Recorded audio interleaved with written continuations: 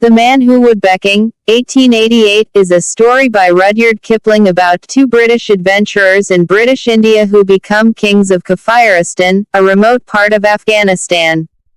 The story was first published in The Phantom Rickshaw and Other Eerie Tales, 1888. It also appeared in Wee Willie Winkie and Other Child Stories, 1895, and numerous later editions of that collection. It has been adapted for other media a number of times. Summary. The narrator of the story is a British Indian journalist, correspondent of The Northern Star, in 19th century India, Kipling himself, in all but name. Whilst on a tour of some Indian native states, in 1886, he meets two scruffy adventurers, Daniel Dravit and Peachy Tolliver Carnahan. Softened by their stories, he agrees to help them in a small errand, but later he regrets this and informs the authorities about them, which prevents them from blackmailing a minor Raja. A few months later, the pair appear at the narrator's newspaper office in Lahore, where they tell him of a plan they have hatched.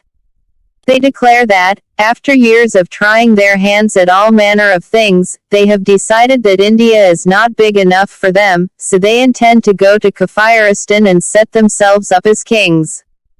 Dravit, disguised as a mad priest, and Carnahan, as his servant, will go to the unexplored region armed with 20 Martini Henry rifles and their British military knowledge. Once there, they plan to find a king or chief and help him defeat his enemies before taking over for themselves. They ask the narrator to see books, encyclopedias, and maps about the area as a favor, both because they are fellow Freemasons and because he spoiled their blackmail scheme. In an attempt to prove that they are not crazy, they show the narrator a contract they have drawn up between themselves which swears loyalty between the pair and total abstinence from women and alcohol until they are kings. 2 years later, on a scorching hot summer night, Carnahan creeps into the narrator's office. He is a broken man, a crippled beggar clad in rags who has trouble staying focused, but he tells an amazing story. He says he and Dravit succeeded in becoming kings. They traversed treacherous mountains, found the Kafirs, mustered an army, and took over villages, all the while dreaming of building a unified nation or even an empire. The Kafirs were impressed by the rifles and Dravit's lack of fear of their pagan idols, and they soon began to acclaim him as a god and descendant of Alexander the Great. They exhibited a whiter complexion than the natives of the surrounding areas, so hairy and white and fair it was just shaking hands with old friends, implying an ancient lineage going back to Alexander and some of his troops themselves. Dravit and Carnahan were shocked to discover that the Kafirs practiced a form of Masonic ritual, and their reputations were cemented when they showed knowledge of Masonic secrets beyond those known by even the highest of the Kafir priests and chiefs. The schemes of Dravit and Carnahan were dashed, however, when Dravit, against the advice of Carnahan, decided it was time to marry a Kafir girl, kingship going to his head, he decided he needed a queen to give him a royal son.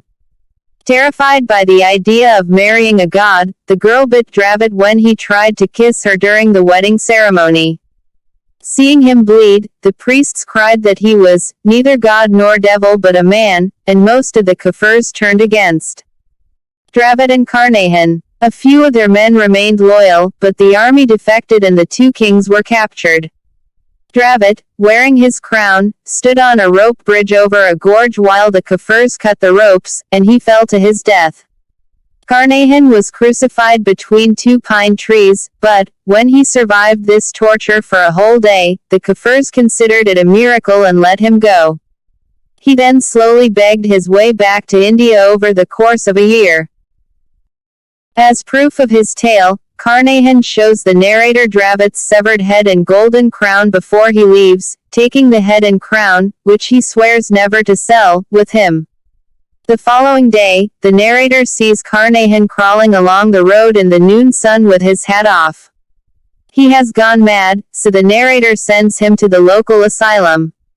When he inquires 2 days later, he learns that Carnahan has died of sunstroke. No belongings were found with him.